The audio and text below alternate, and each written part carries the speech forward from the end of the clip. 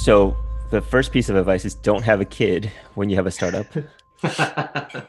You've already not listened there. They're right behind you. Yeah, it's They can too hear late. you. It's too late for you. Ego is this really effective propulsion system for starting companies, from scratch and having the audacity to say, I don't like the way the world works. I think it can be done a better way. Here's my vision for that.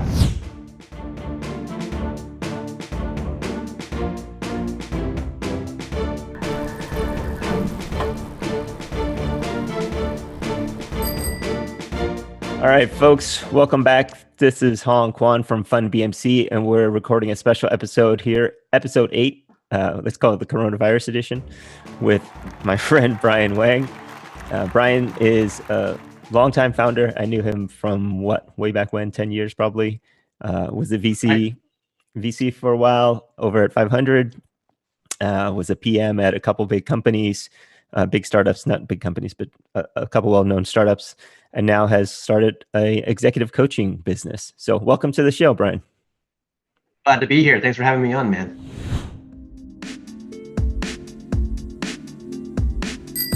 But the thing that kind of stuck out to me is, like you said, founders have to be ready, right? And they have to be willing.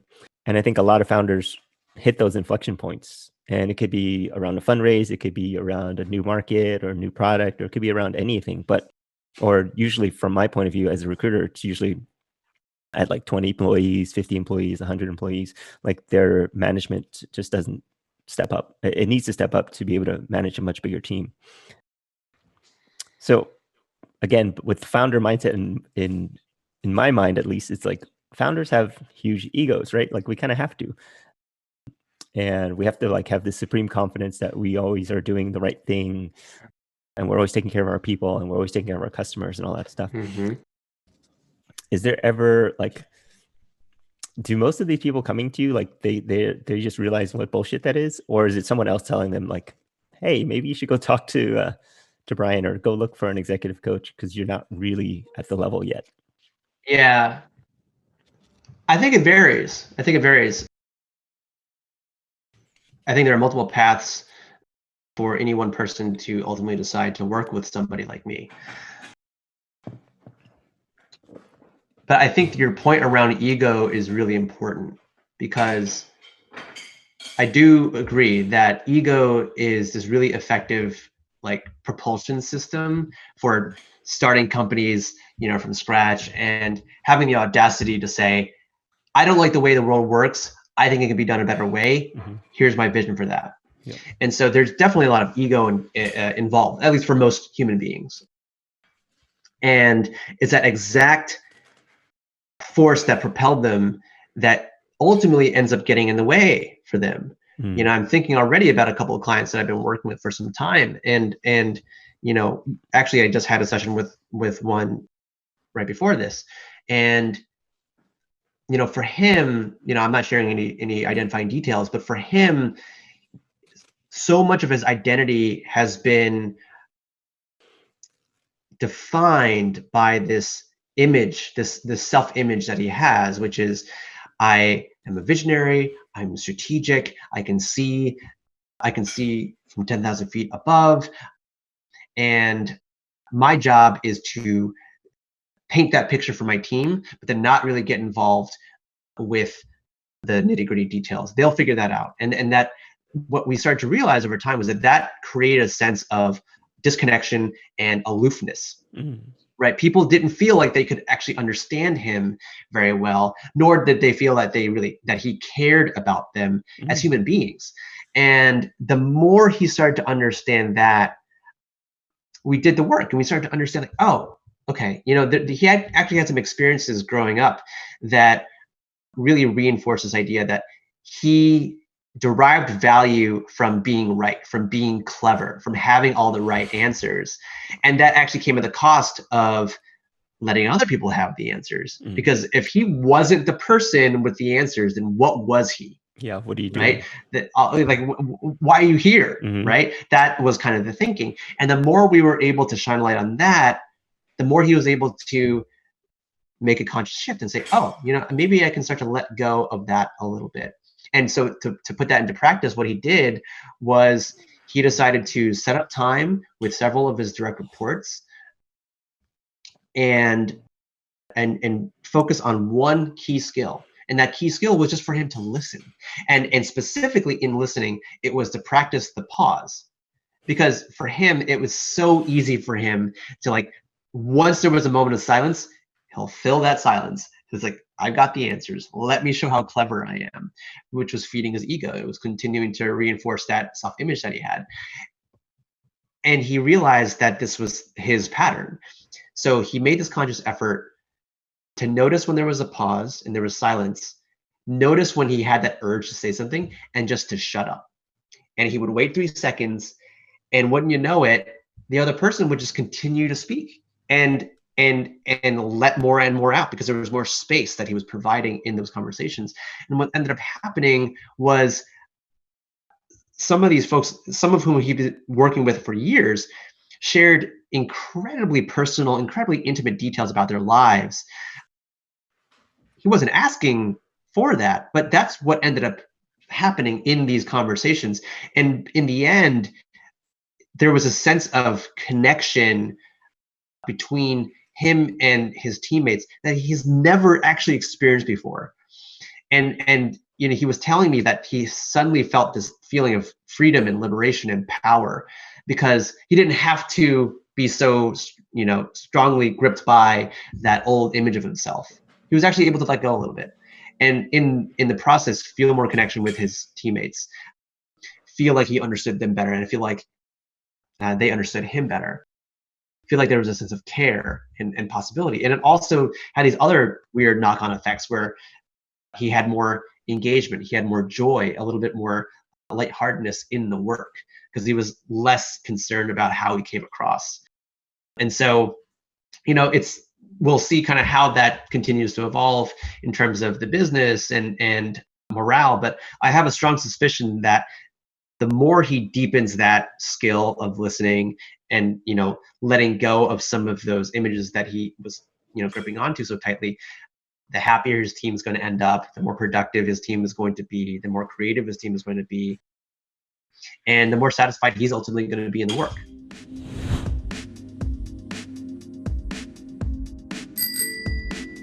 As a new dad yourself, is there any advice that you would like? Given my experience, I've got my kids are walking around the back making lunch. I've got a decade of experience, or more than a decade of experience. Yeah. What advice would I be seeking about being a dad? A startup dad, particularly. Startup dad, yeah. I suppose the first thing that comes to mind is, how do I make sure I remain as engaged and as present with my kids as I want to be, given that I have this instinct to work a lot? Yeah. So, yeah, what do you have to think about that? So the first piece of advice is, don't have a kid when you have a startup. You've already not listened there. They're right behind you. Yeah, it's too late. You. It's too late for you. I think this actually brings up a good blog post that you wrote about kind of, are we working hard enough? So working hard enough is like, are we getting the results that we want? Or are we putting enough hours? Like I was of the team no sleep for a long time, and I would basically work, essentially like a 9 to 5, more likely 8 to 6, right? And then I'd have dinner with my kids from 6 to about 9 when they went to bed. And then from 9 to 2 a.m., I'd work again, right? So that's my second shift. That's when I got a lot of work done with some of our partners around the world, particularly in Asia with manufacturing. And then I'd go to bed at 2 and I'd wake up at 6. And it's 4 hours a day for 10 years. And that's not good. I would not recommend that. Would not recommend it. So I'd say, what I would say now is you have to make sure that you're putting enough time and effort into both things. And you can say you want to be a great dad, you can say you want to be a great startup founder, but where you put your attention, where you put your focus will tell me where your priorities are, right? It's that simple. So I still make time for dinner with my family. I don't take meetings at that time. I push everything off. usually after 5 o'clock, if you need to call me or something, like it can probably wait till the next day, right? Like there's nothing that important. And for me, my priority has always been family first. And that's something I've kept, through 10, 20 years, initially with my wife, and then now with my kids. It's much more important now with my kids. I think I kind of lied a little bit to my wife when I said like that was priority, because the early days of those startups were pretty much all in. So I think now looking back, like, I think my kids they may or may not agree with me, but I try to be a good dad, and I try to spend the time that I spend with them, and I try to make them a priority more than the business. Because at the end of the day, the business is really to create the life that we want for them, right? It's, I can work from home most of the time. I can see my kids as much as I want now more than ever. But like having that flexibility was actually more important to me than like being a founder, being a CEO, right? Like I don't care about the titles necessarily. I care about spending my time the way I want to spend my time. Yeah, what was coming up for me just now was the key phrase was family first. And that really kind of speaks to your kind of order of priority. And the visual that was popping up in my mind was, the analogy that people have where you have a jar and you fill it with a bunch of stuff like big rocks and little rocks. Yep. And to me, the big rocks are family, and you have to place those in first. And there's still remaining gaps in a container that is the jar. And then you fill that with the smaller rocks that are work and other things. But you've already placed the big ones in there. They're not going anywhere. Yep.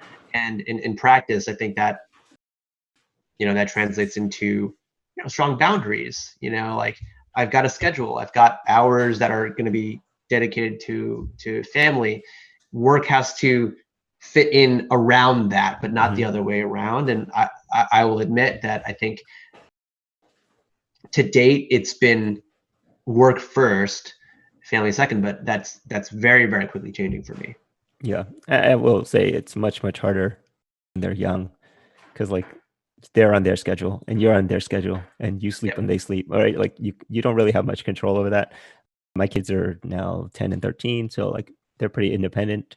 I figure in a few years they probably won't even want to spend time with me. So we're sort of enjoying this quarantine period, if you can enjoy such a thing. But the reality is like we only have 5 more summers with them before they're off to college. Maybe a little bit more with the younger one, but our time is limited, right? And even more so, like a lot of my identity is tied into my company, of course. It's almost like a one-to-one. Like if you're buying a karmic, you're buying a piece of me, or you're getting my expertise and my advice and all that stuff. But at the end of my life, I don't think that's going to be the thing that I'm most proud of. So yeah, that resonates. A little bit morbid, but I think like we all no, not at all. That resonates. That. Having a family is like so much more rewarding, a lot more work, and a lot more difficult to manage in terms of like your ego and your personality and your past and your triggers. Like I can go into my own past, but having a rough childhood and trying to provide a good childhood for the next generation, I think that's the biggest challenge. Yeah, I think that I absolutely agree that having and raising a child is definitely more difficult than a startup, which makes you really, really appreciate the fact that billions of us do it. And also, just not to mention all of the incredible amount of hard work and sacrifice that, frankly, most women are doing and not enough men are doing. And I'm trying to be conscious of being an equal contributor, equal partner, in my role as a parent. And the point you had around,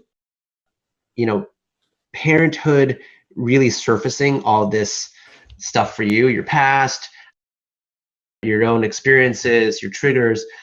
Yeah, I feel that. I feel that hard, especially when it's like 3:30 a.m. and you're operating off of no sleep and the baby's screaming and you and your partner are getting into a fight, and you're just like, what is going on right now, right? Your brain feels like this is my life now and it's never going to change.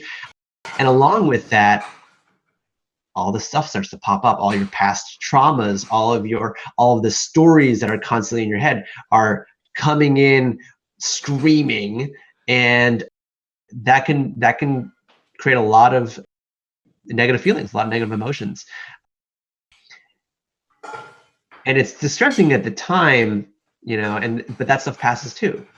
And if I zoom out, I try to remind myself that fatherhood, just like a startup, just like anything in life, is a vehicle for me to examine my own self and understand how can I be showing up in a better way, and what are the things that I need to resolve to be the person that I want to be, or to fulfill any particular role in the way that I want. And that ultimately just comes from a place of responsibility, right? Like, I think it's really, really easy to fall into the trap of, woe is me, I'm a victim of my own circumstances, or, let me blame this other person or outside force for why I'm having this shitty experience.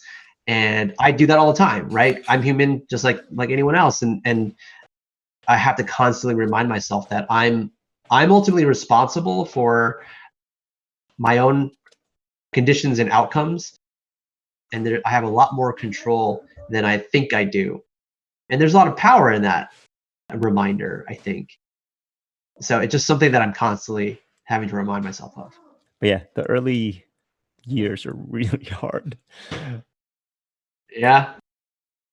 I guess the only thing I would say is like get as much help as you can. I know it's hard now with, the shelter in place, but with our first child, we were like, we're going to do this. We read all the books. We got all the stuff. We thought we were ready. We were not ready. And we turned down a lot of help, which looking back is probably silly, kind of like ego thing to say, hey, we got this. We know what we're doing. Nobody knows what they're doing. Like, it's hard.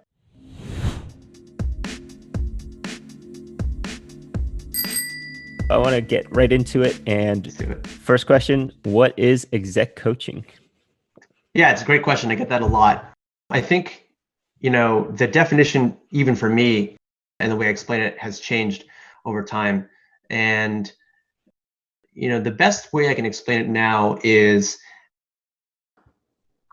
it's a way to develop a leader and to unlock their own personal power and potential by better understanding all of the inner stuff that they're bringing to the work, the assumptions that they're making, the mental models they're bringing, the emotional triggers that they're carrying around, all the narratives that are always in their heads when it comes to their roles as leaders, making decisions, managing teams, handling high pressure situations. All of this stuff is really like the inner game when it comes to being effective in those roles. And so my role as an exec coach is to help them understand and lay bare all of the kind of mechanics, if you will, both kind of from an intelligence and cognitive perspective, but even an emotional and gut perspective into all that. And once they understand those blind spots, those inner workings, they have conscious choice. They can decide how they want to show up in their work and ultimately become more effective leaders and more effective human beings. Mm-hmm. And so you mostly work with early stage companies, or what's your sweet spot? Yeah. Given my background, I've spent a lot of time around seed stage businesses and companies. So most of my clients are founders of seed to Series B stage companies. Usually their teams are, anywhere from, as small as 5 people all the way up to, 50 and scaling.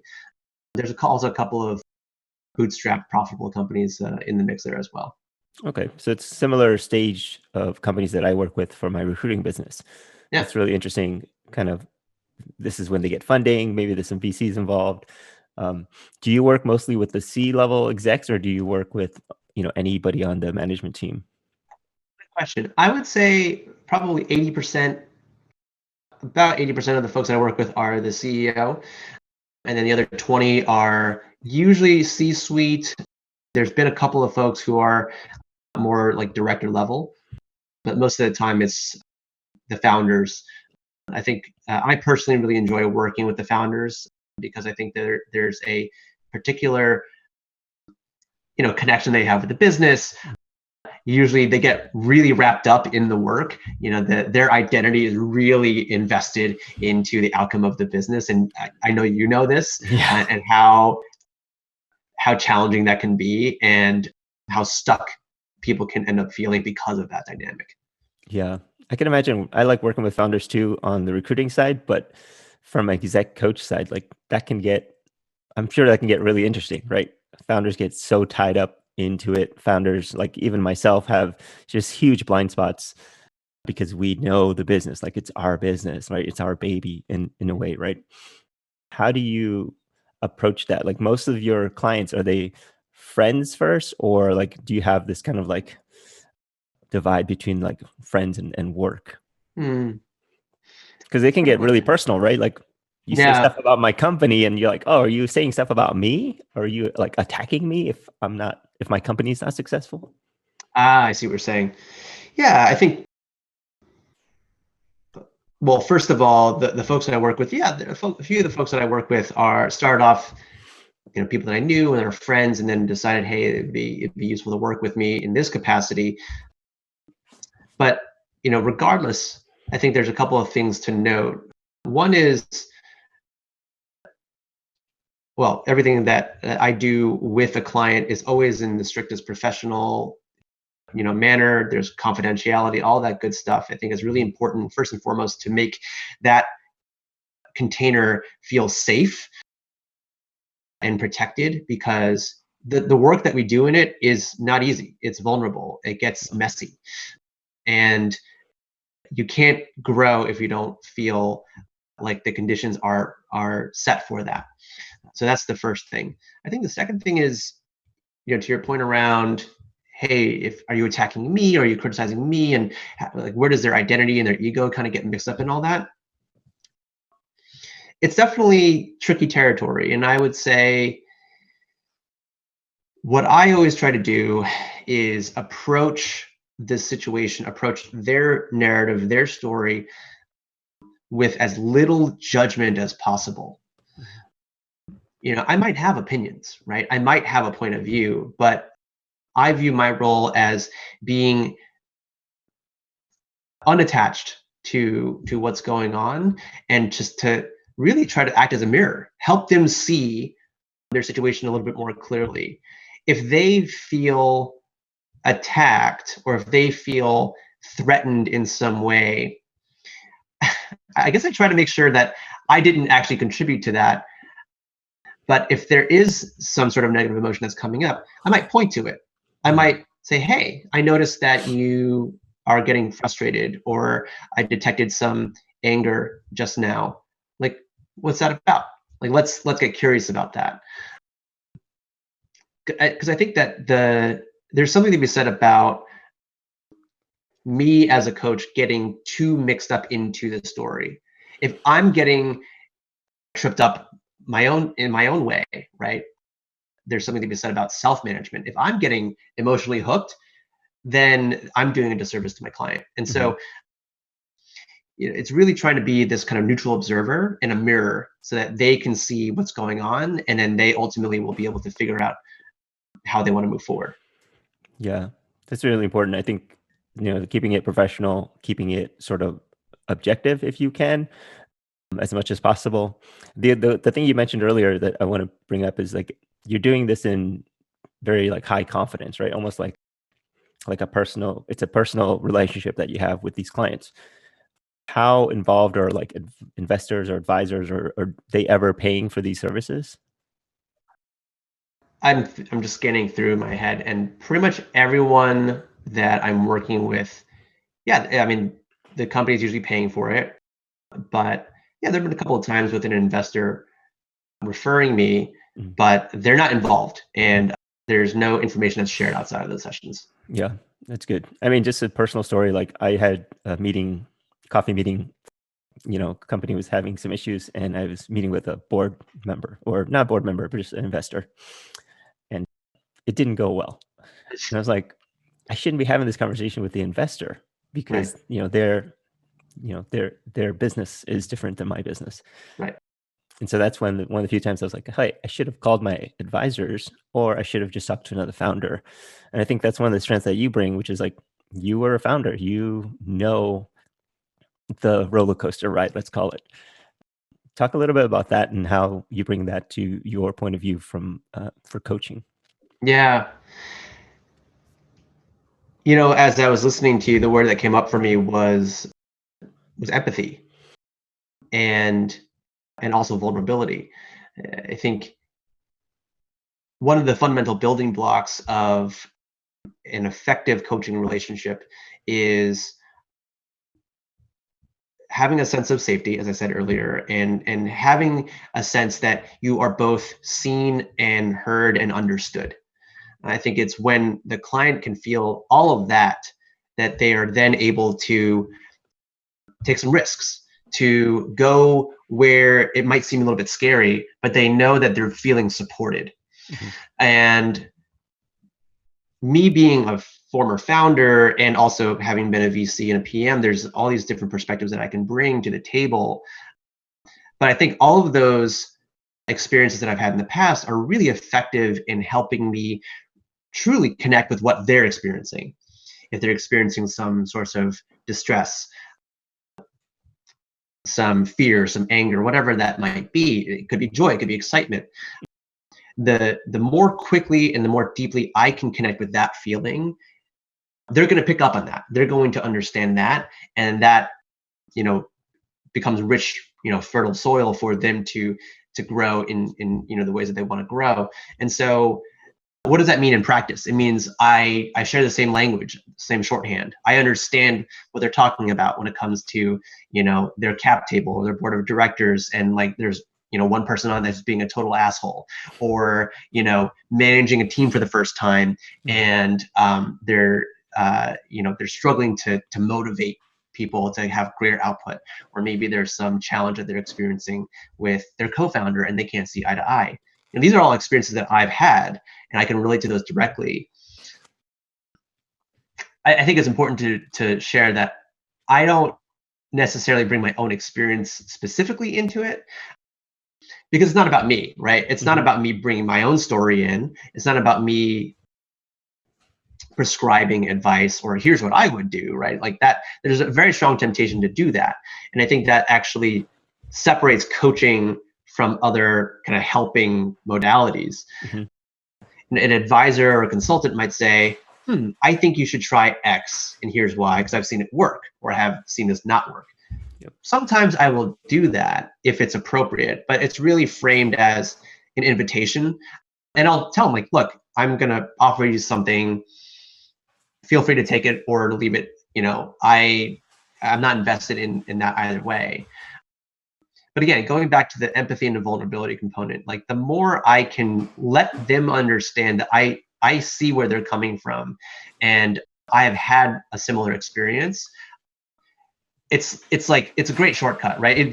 There doesn't need to be explanation there. It's like, cool, you get it. Yep. Now let's move forward, right? We can skip a lot of that stuff, and that someone without those experiences might have to go through.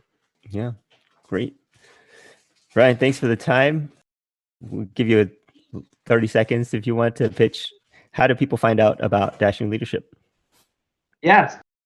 If you are a founder, leader at an early stage startup, and you're looking to grow more powerful, grow more conscious in your leadership, and ultimately become the better version of that, feel free to reach out. Website is dashingleadership.com. Email address is brian@dashingleadership.com.